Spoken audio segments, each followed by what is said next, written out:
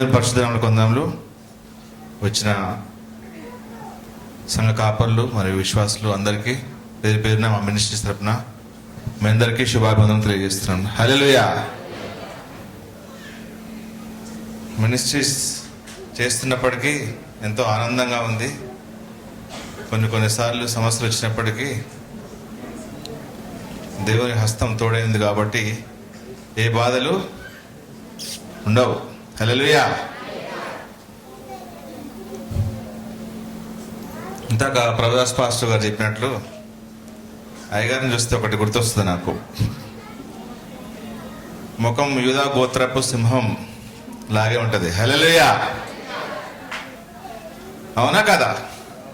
దేవుని ముఖం అది. మాకు కూడా ఎంతో అడ్వైజ్ ఇస్తుంటారు. అయ్యగారు ఎప్పుడైనా ఆయన గుండెల్లో మేము ఉంటాం, మా గుండెల్లో ఆయన ఉంటాడు. హల్లెలూయా. ముఖ్యంగా చెప్పాలంటే విజయం గురించి చెప్పాలంటే కీర్తనల గ్రంథము 44వ అధ్యాయం 3. ఆయన హస్తము, ఆయన దక్షిణ హస్తమే, ఆయన బాహువే నాకు విజయము కలగజేస్తుంది. హల్లెలూయా. ఒకసారి చదవండి అది. కీర్తన 44వ అధ్యాయము 3వ వాక్యం. వారు తమ ఖడ్గము చేత దేశంలో స్వాధీనపరచుకోలేదు, వారి బాహు వారి జయమే లేదు. నీవు వారిని కటాక్షించింది కనుక నీ దక్షిణ హస్తమే, నీ బాహువే, నీ ముఖ కాంతియే. హల్లెలూయా. ముఖ కాంతి, దేవుని యొక్క కాంతి. ముఖ్యంగా చెప్పాలంటే బిజినెస్, ఫైనాన్షియల్ ఇది ఒక ట్రబుల్ కావచ్చు. ఎప్పుడు కూడా కరెక్ట్గా బిజినెస్ చేస్తున్నప్పటికీ కొన్ని టైట్ పొజిషన్లో ఉన్నప్పటికీ, ఇబ్బంది పడుతున్నప్పటికీ, పాస్టర్ల దగ్గర నుండి, ఇక్కడ కూర్చున్న పాస్టర్లు కాదు కానీ ఎవరైతే నేను ఇస్తున్నానో, నేను పేర్లు ఎవరు చెప్పటం లేదు, 1,00,000 రూపాయలు ఖర్చు అయితే 1,50,000 రూపాయలు ఖర్చు పెట్టిస్తున్నారు. ఆ 50,000 రూపాయలు మిగిలితే ఇంకొక మందిరానికి వస్తాయి. అర్థం చేసుకోండి నేను చెప్పే విషయం. ఇవ్వటానికి ఏం బాధలేదు, ఇస్తాము. దేవుడు ఆత్మ ఉంది కాబట్టి, దేవుడు చేయించుకుంటున్నాడు కాబట్టి ఇస్తాము. నేను మీ పాస్టర్లు అయినప్పటికీ నేను మీకు తండ్రి లాంటి వాడిని, గుర్తుపెట్టుకోండి. ఎప్పుడు కూడా ఒకరి వీక్నెస్ కానీ ఒకరి విషయాలు కానీ ఎవరికి చెప్పలేదు కూడా. కడుపు చించుకుంటే కాళ్ళ మీద పడ్డట్టు కొద్దితో స్టార్ట్ చేపిస్తుంటారు కొంతమంది. చేయించి ఒక 40,000 50,000 ఒక్కొక్క మందిరానికి కొంతమంది వెనకేసుకుంటుండ్రు. ఇప్పుడు నేను ఇస్తున్నా అవి పని కనబడట్లే కొన్ని దిక్కుల. ఇలాంటి సమస్యలు వస్తున్నాయి. ఈ సమస్యలన్నింటినీ మీరు కోఆపరేట్ చేస్తే, దేవుడు చెప్పినట్లు నాకు మొన్న దర్శనంలో ఏమొస్తుందంటే, మిర్యాలగూడెం వైపు, ఈ దామర్చర్ల వైపు, నేరేడ్చర్ల వైపు సిమెంట్ లోడ్లు పోతున్నాయి. హల్లెలూయా. మందిరాల కొరకై సిమెంట్ లోడ్లు ట్రినిటీ నుంచి పోతున్నాయి. ఒక్కొక్క చర్చి దగ్గర 30 బస్తాలు 50 బస్తాలు 100 బస్తాలు దిగుతున్నట్టు కనబడుతుంది. అది జరుగును గాక యేసు నామములో. హల్లెలూయా. ముఖ్యంగా చెప్పాలంటే దేవుని ప్రేమ, నిరీక్షణ దేవునిలో ఉన్నప్పుడు మనకు కలిగేటి ఏంటి అంటే, దేవుని ప్రేమ. మనం పాపం చేస్తున్నప్పటికీ, ఆయన ప్రార్థించకపోయినప్పటికీ దేవుడు ప్రేమిస్తూనే ఉన్నాడు. ద్వితీయోపదేశకాండం 23వ అధ్యాయము 5వ వాక్యం చూడండి ఒకసారి.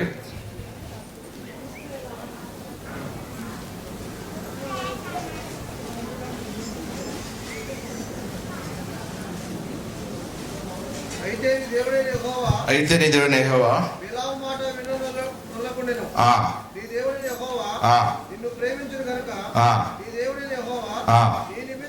నీ నిమిత్తము ఆ శాపమును హల్లెలూయా ఏం చేసినండి?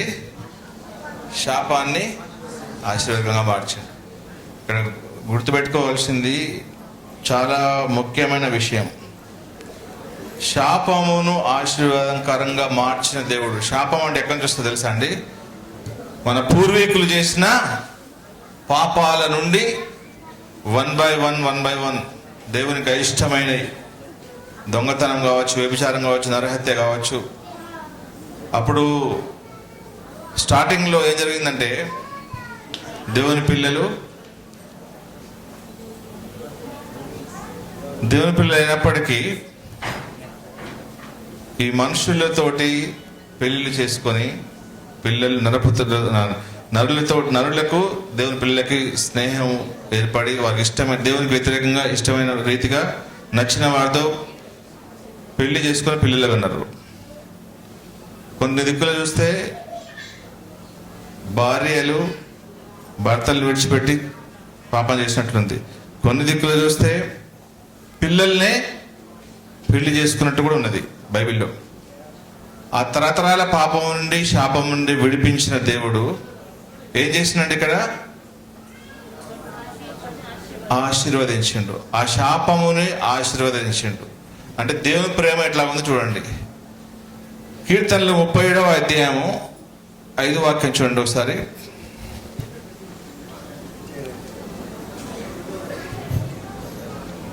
నీ మార్గమును యెహోవాకు అప్పగింపుము, నీవు ఆయనను నమ్ముకొనుము, ఆయన నీ కార్యము నెరవేర్చు.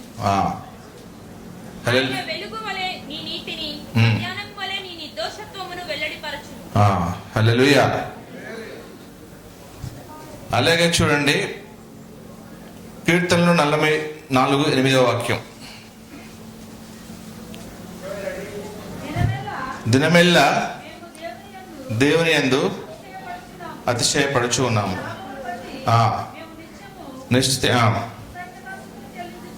కనీసం మనం ఏం చేస్తున్నాం అంటే కృతజ్ఞతాస్తుతులు కూడా తెలియజేయటం లేవు. ఈ తరతరాల పాపము నుండి శాపము నుండి మనల్ని ప్రేమించి ఆశీర్వదించిన దేవుడు, ఎండిన ఎముకలను చిగురింపజేసిన దేవుడు, ఎండిన నేలను నీటి మడుగు కాదు నీటి బుడగలుగా చేస్తున్నాడట. ఇన్ని చేసిన దేవుడు మన సమస్యలను తీర్చలేడా? హల్లెలూయా. మన సమస్యలను తీరుస్తాడు. కానీ మనం ఏం చేస్తున్నామంటే ఈ లోకం వైపు చూస్తూ లోక పాశలకు పోయి వాక్యాన్ని విడిచిపెడుతున్నాం. నాకున్న ఇప్పుడు నిజంగా పాస్టర్ ప్రదాస్ పాస్టర్ గారు చెప్పినట్లు ఇది దేవుని ఆత్మతోనే సాధ్యం. నేను ఒకటి ఉన్న సీక్రెట్స్ కొన్ని చెప్తాను ఈరోజు. దేవునిలోని వాక్యంలో ఉన్న సీక్రెట్స్ చెప్తాను, వినండి. అందరూ పోయినట్లే నేను చర్చికి వెళ్ళాను, అందరూ పోయినట్టే నేను వాక్యం చదివాను. ఒకసారి అనుకున్నాను, ప్రభువా నాకు బిజినెస్లో బాగా వస్తే నీ సేవ చేస్తాను, నీకు ఖర్చు పెడతాను అనుకున్నాను. హల్లెలూయా. ఆ దినం నుంచి డెవలప్మెంట్ స్టార్ట్ అయింది. మీరు కూడా ఇస్తాననుకొని అనుకున్న దాన్ని ఇస్తానని డిసైడ్ చేసుకోండి. ఒకసారి డిసైడ్ చేసుకున్నప్పుడు ఖచ్చితంగా కార్యము జరుగుతుంది. హల్లెలూయా. కొన్ని సంఘాలకు వెళ్ళినప్పుడు నా ఆత్మ ఎటువంటిదంటే, అక్కడ వాళ్ళు దయ్యంతో బాధపడుచున్నప్పుడు, కొట్టుకుంటున్నప్పుడు కుర్చీల్లో కూర్చోలేను. వారి మీదకి నా స్పిరిట్ పోయి ప్రార్థన చేయాలి, వారి మీద నేను బంధించి బయటికి పోవాలని నా ఆత్మ కొట్టుకుంటూ ఉంటుంది. హల్లెలూయా. దేవుని యొక్క శక్తి రావాలంటే కొలస్సీ 3వ అధ్యాయం 16-17 ఖచ్చితంగా జరగాలి. చదవండి ఒకసారి. కొలస్సీ 3వ అధ్యాయం 16-17. సంగీతములతోను కీర్తనలతోను ఆత్మ సంబంధమైన పద్యములతోను ఒకరికొకరు బోధించుకోవచ్చు, బుద్ధి చెప్పుచు కృపాసహితముగా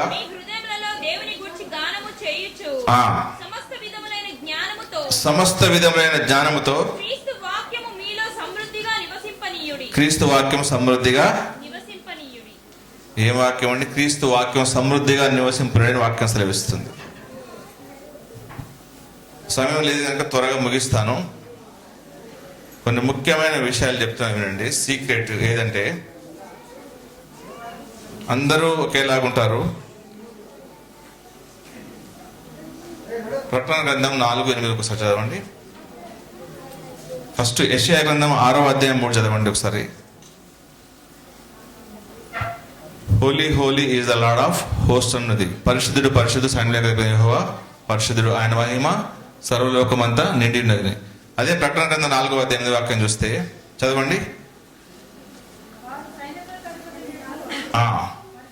పరిశుద్ధుడు పరిశుద్ధుడును సర్వలోకము ఆయన మహిమతో నిండి ఉన్నది. అమ్మా, గొప్ప స్వరముతో గాన ప్రతిగానం చేయొచ్చు.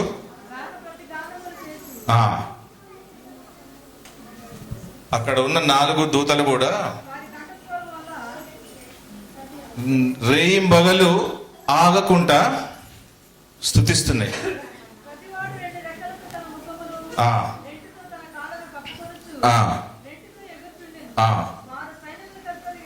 సైన్యంలోకి అధిపతి యెహోవా పరిశుద్ధుడు పరిశుద్ధుడు, సర్వలోకము ఆయన మహిమతో నిండి ఉన్నది.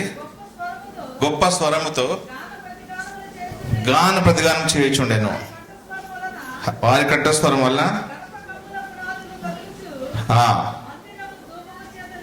హల్లెలూయా.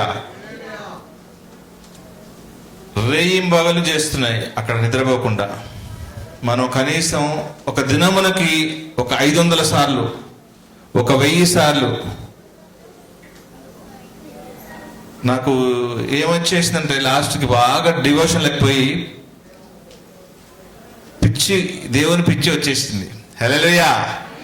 ఎలాగొస్తుందంటే బయట ముచ్చట్లు వినరాదు, ఒక లెక్క చేయరాదు, బిజినెస్ కూడా కాన్సన్ట్రేట్ చేయలేక, బైబిల్ పట్టుకుంటే మార్నింగ్ టిఫిన్ చేసి టేబుల్ మీద 6 గంటలకు కూర్చుంటే 9 గంటలకు టిఫిన్ చేసి కూర్చుంటే సాయంత్రం 6 గంటల దాకా కూడా కూర్చోవడం రాసుకోవడం చేస్తుండేవాడిని. అంటే దేవుని యొక్క ఆత్మ ప్రేరేపణ ఎలాగున్నదని ఒకసారి జ్ఞాపకం చేసుకోండి. మీరు నాన్ స్టాప్గా, ఎందుకంటే ఇక్కడ చాలా ఎండిన ఎముకలను చిగురింపజేసిన దేవుడు.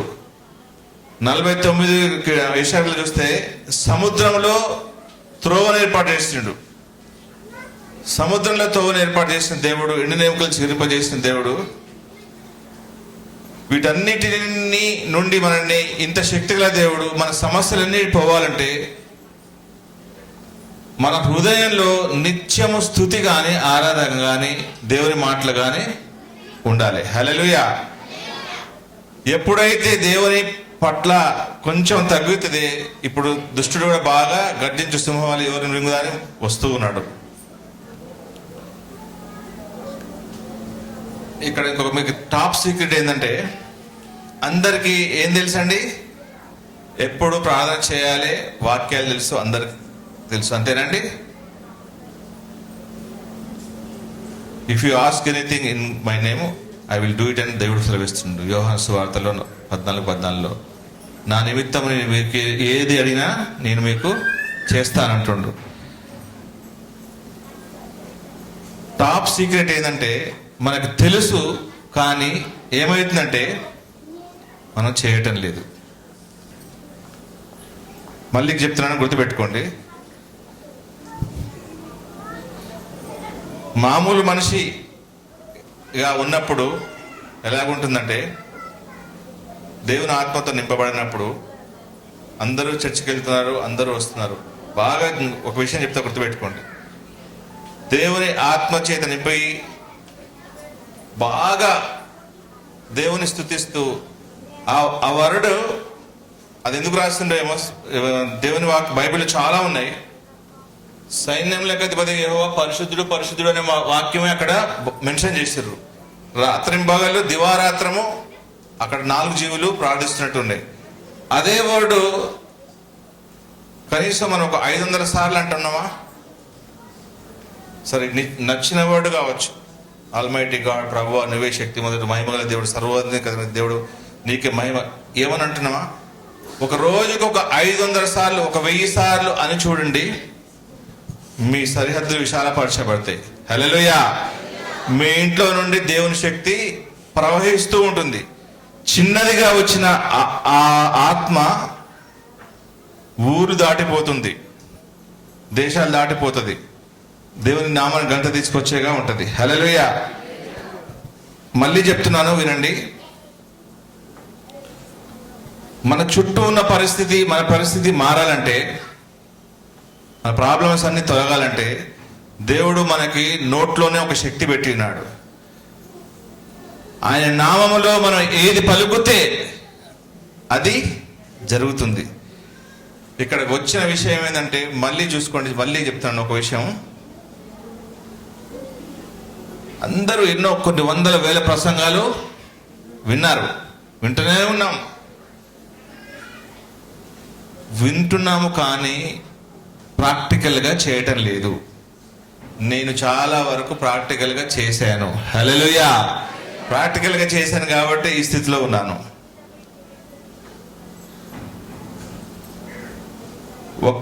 ఒక రోజుకి 8 గంటలు కూడా 8 గంటలు కూడా పాటలు, దేవుని పాటలు, అనిల్ కుమార్ పాటలు కావచ్చు, సమలి పట్టే కావచ్చు, ఇంకా వేరే పాటలు కావచ్చు, దేవుడి పాటలు కావచ్చు, 8 గంటలు ఆత్మలో ఆనందించి ఆత్మలో బలము పొందుకున్నాను. హల్లెలూయా. దిల్షన్చర్ల గ్రామంలో వెళ్ళినప్పుడు కొంతమంది చూడగానే నాకు తెలిసిపోతుంది వీళ్ళ మీద డెవిల్ స్పిరిట్ ఉందని. కొన్ని పల్లెటూరులోకి వెళ్ళినప్పుడు కళ్ళు తెరుచుకొని ప్రార్థన చేయాల్సిన స్థితికి వచ్చింది కదా. అంటే డెవిల్ అట్లా పనిచేస్తుంది. కళ్ళు మూసుకుంటే వాళ్ళు కళ్ళల్లో కూర్చేది తెలియదు, గొంతు. ఒక పాస్టర్ ప్రేయర్ చేస్తుంటే గొంతు బట్టి ఒక లేడీ వచ్చి పట్టి బాగా ప్రెస్ చేస్తుంది. అంటే దుష్టుడు కూడా మహా భయంకరంగా ఉన్నాడు. ఆత్మలో బలం లేకపోతే ముందు ఏమొస్తుంది, భయం వస్తుంది, ముట్టుకోరు వాళ్ళని. బాబురావు పాస్టర్ గారి చర్చిలో కూడా మొన్న ఒక ముస్లిం క్యాండిడేట్ ప్రార్థన చేస్తుంటే నా చేయి బట్టి తిప్పుతుంది. ఇద్దరు మగ మనుషులకు ఉన్నంత బలం ఉంది ఆమెకి. హల్లెలూయా. అంటే ఒకసారి జ్ఞాపకం చేసుకోండి ప్రియ దేవుని బిడ్డలారా, ఆత్మ నిండుకొని ఉంటేనే ఏదైనా సమస్తము సాధ్యం చేయగలుగుతాం. మీరు 24 అవర్స్కి 12 అవర్స్ నిద్రకు భోజనానికి వెళ్తున్నప్పటికీ ఆ 12 అవర్స్ లోకం వైపు చూస్తున్నాం, లోక పాస్టర్ వైపు చూస్తున్నాం. అది చేసినంత కాలము డెవలప్మెంట్ ఉండదు. నోరు ఎప్పుడు తినటానికి ఆడిస్తున్నాడు అనుకుంటారు, కానీ స్తుతించాలి నోరు. హల్లెలూయా. ఇప్పుడు ఈ దినం పోయేటప్పుడు ఒక విషయం నేర్చుకొని పోండి. మీరు ఇంటికి పోయేలోపు ఒక 500 సార్లు అంటారో 1000 సార్లు అంటారో దేవుని స్తుతించాలి. హల్లెలూయా. ఇంకా చెప్పాలంటే చాలా ఉన్నది. నిజంగా కూడా దేవునిలో ఉంటే ఆ ఆనందం వేరే ఉంటుంది. సముద్రంలో త్రోవను ఏర్పాటు చేసిన దేవుడు, శాపమును ఆశీర్వాదకరంగా మార్చిన దేవుడు. నువ్వు పలుకుతే ఆయన నోటి నుండి వచ్చి మాట వ్యర్థము కానే కాదు. ఆకాశము నుండి వర్షము హిమము ఎలాగ వచ్చి మరలక భూమిని తడుపునట్టు ఆయన వాక్యం నోటి నుండి వచ్చే వాక్యం కూడా అలాగనే మనం వదిలేలాగా చేస్తుంది. వెనకకి తీసుకునేది కాదు. అరణ్యంలో త్రోవ ఎడారిలో వర్షం కురిపించిన దేవుడు మన జీవితంలో కూడా దేవుడు కురిపించును గాక. హల్లెలూయా. మీ మీద ఉన్న అపవాది శక్తులన్నీ యేసు నామములో ఇప్పుడే మాయమైపోవును గాక. ప్రతి అంధకార చీకటి శక్తులన్నీ యేసు నామములో లయమైపో